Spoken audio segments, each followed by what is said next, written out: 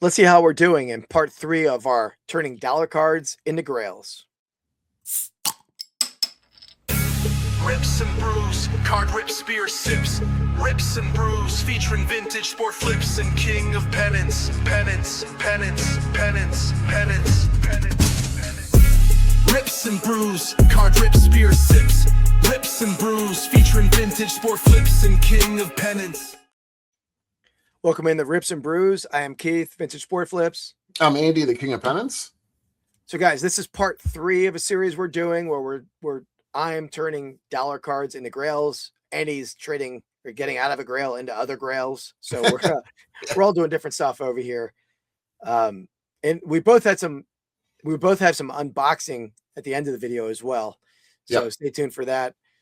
And we're both making some progress, or we attempted to make some progress in different ways. So we'll talk about that. First, I'll go first, Andy, because yours is a little bit more convoluted, I feel like. Sure. But yeah, I've been grinding with listing over there on my new eBay store. Let me pull up my screen here. So I don't know. I'm not sure how many days in, man. This is not 2 weeks yet. It's almost 2 weeks, but I've sold 33 cards or 33 orders, $143. Not bad. They're more than doubled up from last time. Last time I was at 60, 65 maybe. Yeah, you got a bit of a kind of a. I think obviously the more cards you list, and more you list, and then people have more options. But you're starting to snowballs a little bit, I think. Yep. So 143, happy with that. I'm like 9 days in, I think, and I actually had a guy come in today and buy 4 different cards, which is perfect. That's what with this kind of stuff when you're doing like low dollar, high volume, and free shipping. Everything I'm selling over there is free shipping. So when he buys 4 cards, I'm only have to ship one time. So that always helps out. Absolutely. So that's, I'm happy with that. I'm not, I probably could buy a low grade Mike Schmidt at this point. I'll hold out a little bit longer. All right. But yeah. And I listed a bunch more today. So hopefully that number will be even higher next week. Yeah. Keeping it going. Yep. And then on my end, so we're filming this on the Sunday of February 1st. So yesterday, which would be January 31st, Keith and I went to a card show. I brought my Tyson Kaboom PSA 10 in order to get some in-person sales going on to sort of test the water, see where I'm at on that.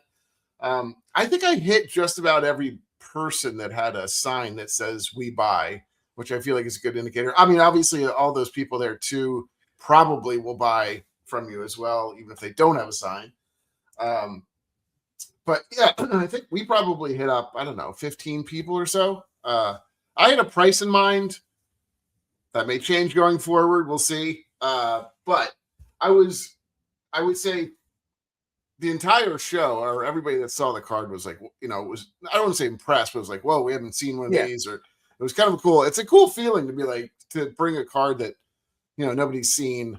And I'll say this, Andy, I'll interrupt you for a second, because this is a show we talked about on This Week in Sports Cards. It was it wasn't our favorite show. It was way too packed to really probably have a lot of negotiation or even get to some tables. Exactly. But also it's not like one of the top shows. So this is a high dollar card. There were a lot of dealers we went up to and this is above my budget. I can't afford this. Yeah. So that's going to hurt selling it at this kind of show. Now there were some people that were interested. You could talk about that. Yeah, there were some people that were interested. I won't give out exact pricing on it, but it was they were under a certain level, and I wanted to be kind of right at a specific level. So, so I was happy to hear that the number that people were offering was not ridiculously low or anything like that, obviously. But I think you're right. The problem that we had was not necessarily that I had overpriced what I was, my asking price on it, because multiple people had said, that's where I would have it at, right? Well, let's say tell the people, you've said it before, but let's tell the people what you have it up on eBay for. Yeah, I have it up on eBay for $84.50, $8,450. I would, best offer. So I'm taking offers on it as well, of course. It was obviously below that. But there are very strong comps for this card out there. So most people were like, listen, it's yeah, like you said, it's above what I want to pay for one card while I'm here.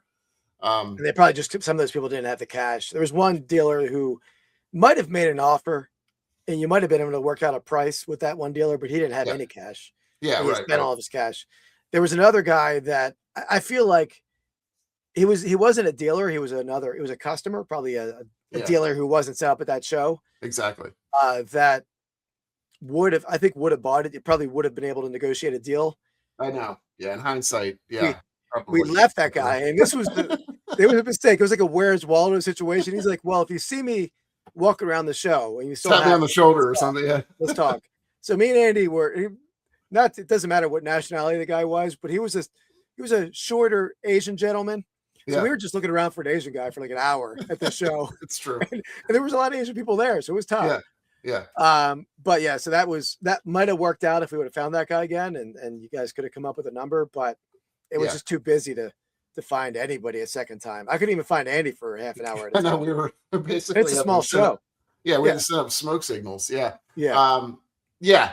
It was tough to sort of. I also didn't remember what place I had gone to at that point too. It was so crowded that you couldn't really systematically go down these lines and sort of say, hey, are you interested, type of thing. So we were kind of popping over wherever we could get in and talk with somebody. So at the end, I was like, I don't even know if I talked to this guy before. I don't want to come back with the same card. Be like, hey, do you want? It's awkward. Yeah. I've already said I can't afford that, buddy. Why you come back again? I know, you taunting me with it or something. So we'll see what happens. I'm okay with the price right now that's on eBay. I'm definitely willing to take an offer on it. We'll go to the Philly show, the bigger Philly show in March, I guess. If I don't sell it by then, I think I'll probably have more luck there. The other thing too, I was willing to trade some of the cards that I'm looking for to bring down the cash offer on it. But and somebody did offer that. Somebody said, hey, would you take? I was looking for a Jordan rookie. They had a different Jordan, which I wasn't super familiar with. It was like a late 90s insert. Some of those inserts go crazy. I'm sure it's not the card that I want, though. I mean, I don't want just any Jordan. I want the rookie, so that type of thing. So I would be willing to trade into it if somebody has, a Jordan rookie that they want to knock off some cash on that thing, or a couple others as well. The problem is that wasn't there, right? I mean, there's so few cases. I mean, there's really just people had one case of cards there for the most part. Yeah, and you'll have a lot if you still have it. You'll have a lot better luck at the Philly show. Yeah, and just a recap. I mean, I was working towards with my dollar card situation that I'm working on was a Mike Schmidt rookie, Reggie White signed rookie, Jerome Brown signed rookie. Might even roll in the Saquon reverse sleep downtown. I didn't put that in the original list. I was looking for you. Yeah. And he's working towards the Michael Jordan in a lower grade. He doesn't want like a super high grade. Probably like below a 5, 3 or 4 maybe. Kareem Abdul-Jabbar rookie card and the Willie Mays 51 Bowman rookie card. Yeah, and potentially, I mean, there's some others thrown in there. And there's some others thrown in there. And as you'll see coming later with the unboxing that we're doing, there's other cards too that we're kind of just collecting as well. Yeah. Not really. I mean, it's kind of all a part of the same thing, but really my Grail to other Grail is for big, massive cards, like, thousands of dollars and stuff. So we have a couple others too that I'm, collecting along the way too.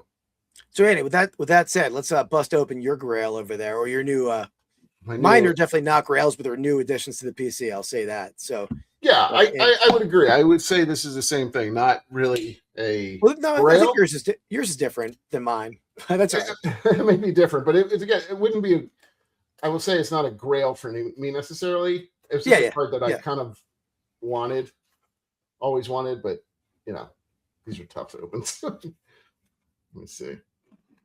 So if you're not familiar, this is the packaging from eBay where they authenticate it.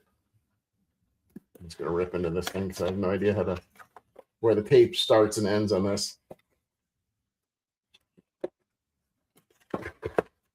These are impossible. I don't know where. Let's go from the other side. So I'll push it out. This is some of the difficulty that you have in collecting vintage cards. I'm gonna make a short. How difficult it is to open an eBay authentication. Oh, get a little teaser there of the card. All right. There we go. Woo. All right. So yeah, if you may have already seen a little bit. Walter Payton, Yeah.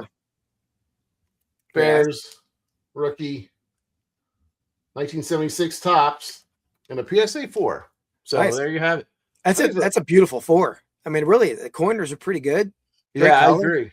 Yeah, I agree. Yeah. It's a really If we nice- would have sent that card out, we'd be hoping that was a 7 or something. I feel well, like. At least yeah, you can maybe there's a fill little in the more on the bottoms a corners. little bit, Yeah. but yeah, at the top it's really strong. And Yeah. and the colors, no, like sometimes you get weird coloring on these. Sometimes, yeah, it's a very nice 7 or a very nice 4.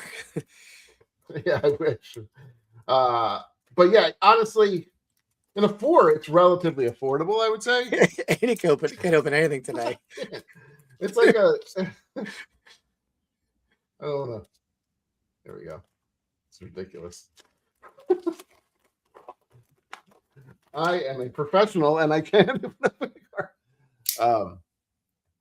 Yeah, I like the looks of this one. I mean, I like That's a great looking 4. and it's definitely, yeah, like I was saying, it's definitely affordable. I would say more than a lot of others. I think I paid a little over maybe 300 or something for it. Oh wow, that's a good buy. So yeah, and when you get to like the 4s and 3s and stuff like that in these vintage cards, you're really looking for kind of like the look. You hear a lot of like it's a good looking eye appeal. appeal. That is great eye appeal for the grade, no doubt. Yeah, agreed. So well, there you go. He's added to the wall of non-Detroit players that I'm collecting as well. So very cool. All right, let me pull my stage up here, and So mine is a couple lots that I bought, so they're not going to be like high end. I bought a bunch of stuff, so I'm not 100% sure which these 2 are, but I have a feeling I know what they are because they were shipped. Well, they were shipped without tracking, I thought, but I don't know how they came in a bubble mailer. interesting. Let's see. Nope, double bubble mailer. Double bubble. You got double bubble.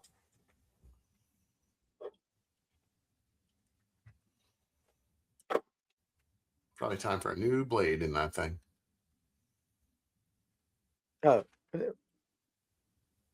so this is not what I thought it was. Okay, let me take this. Is that like a Topps redemption or something? This is a redemption. Yeah, this is not even what I thought it was. That's why I was confused by it. Wow. Okay. I didn't even know you redeemed anything. I did. I think I showed you this a long time ago. Got a okay. Terry and Arnold auto. Nice. Is it numbered? No, not numbered. That's not a keeper. I'll be selling that one. But I bought that at a show for like a couple bucks for the redemption. I'm like, yeah, I'll take an auto for a couple bucks at a show. I'll buy it off you. You put on one of your next whatnots or not. I'll put it up in my new eBay store, and you can support the eBay store. District. Put it on District. Yeah, maybe. Yeah. All right. So I'm not keeping that. I thought that was an Eagles card. Get the hell out of here. You're so hurt. You're so upset by that.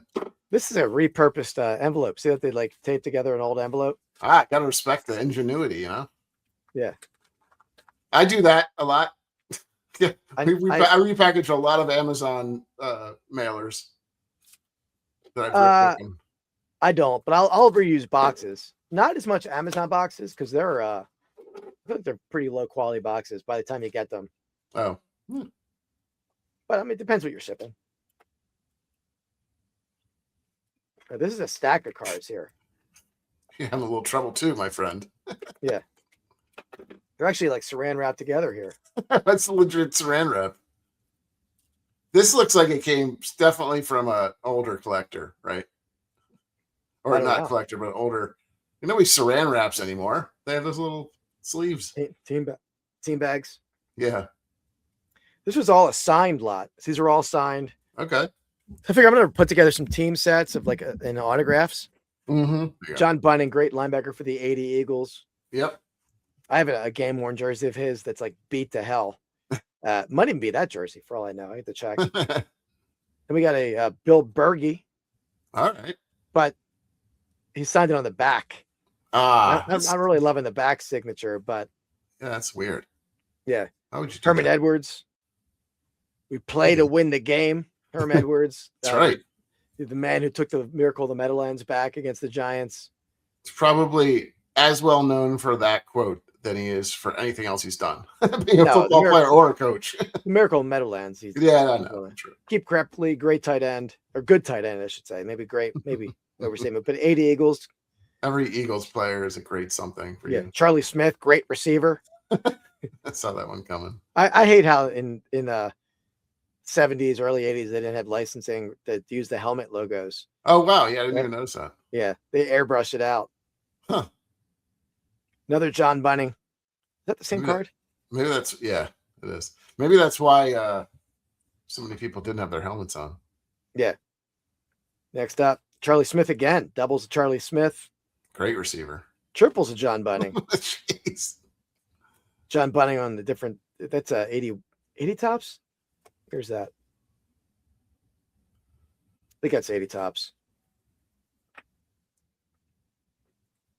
Max Runniger, punter for the Eagles. I actually have a pair of his game-worn shorts that he customized. Customized. Well, first, game-worn shorts are super rare.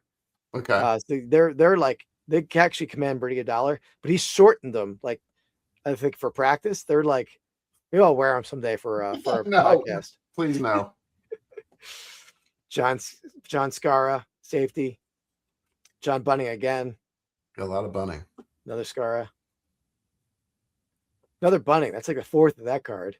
Did you know that? Did you have the breakdown of all these, or? Yeah, it was a photo. Okay. Franklin Master. I have game worn jerseys of his. Another great linebacker. Of course. Krepley. Bill Berge again, sign on the back. Why does he do that? I don't know. That's annoying. That's Another good. Bunning, That's good. same card. That's like the fifth one. Yeah. I thought you said you knew you had you knew what you're getting. Well, I didn't. I just saw all the signed cards. Oh. Charlie Smith, Franklin Master. He looks like a tough dude. Look at his face, man. Yeah. He looks tough. He looks like it'd be in like a Pacino movie. Or not a Pacino. Who's the Pulp Fiction dude? Blanken. What are you talking about? I'm confused. The director. Tarantino? Tarantino. Looks like it'd be a villain in a Tarantino film. I see. Maybe, yeah. So there you got it. That's a big autograph lot, late 70s, early 80s there. I thought that would help put me towards a team set, but there's only like, it's like, there's like four different cards, but like multiples of each one. Yeah. So, but that was pretty cheap. I think I'm going to sell I'll sell some of those in my antique shop just for a couple bucks each. The Berge, I have a bunch of Berge signed cards. I'm not going to keep those Berges that are signed on back. Yeah. I'll put them in the shop. I'll probably be able to make some profit in the shop and then keep some of those for the collection. I think I paid, let's see what I paid on them. $20 for that lot. So it wasn't much. Yeah. There you have it, guys. So we're on our way. We each made some progress in different ways. I guess it was, yeah, you could say. Right? I made intellectual property. Yeah. Yeah. Well, you did. Knowledge. You did. The one guy said, he wanted you to send them a message on Instagram because they had a buyer. Remember? Yeah. I'll probably message them. Yeah. All right, guys. So appreciate you watching. Stay tuned for these videos. We'll do these each week or every other week with some updates as we get packages in or as I sell some stuff or Andy has a big movement on the Grail front. Sound good. Big move. Some movement. I think it was better. We're leaving that in, by the way. All right, guys. Appreciate you watching. Stay tuned every Sunday morning, 10 a.m. for This Week in Sports Cards. Shorts coming out every day. Pack rips every day. And we have a Pastime Picks podcast live on this channel and my other channel, Vintage Sport Flips, every Wednesday night, 8 o'clock. So thanks for watching, guys. Till next time. Peace. Oh. Rips and brews, card rip spear sips. Rips and brews, featuring vintage sport flips and king of pennants. Pennants. Rips and brews, card rip spear sips. Rips and brews, featuring vintage sport flips and king of pennants.